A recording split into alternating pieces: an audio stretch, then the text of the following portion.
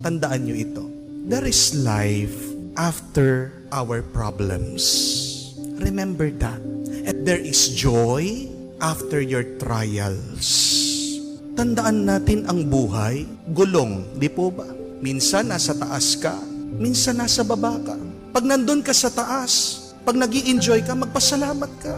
Pero pag bumaba naman ang iyong buhay, nahihirapan ka, be humble and be trusting to God.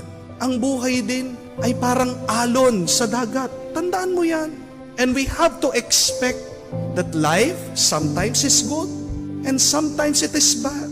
But everything in life is a grace from God. Embrace it. Yakapin mo. Pasalamatan mo. Daanan mo. Huwag kang mananatili dyan.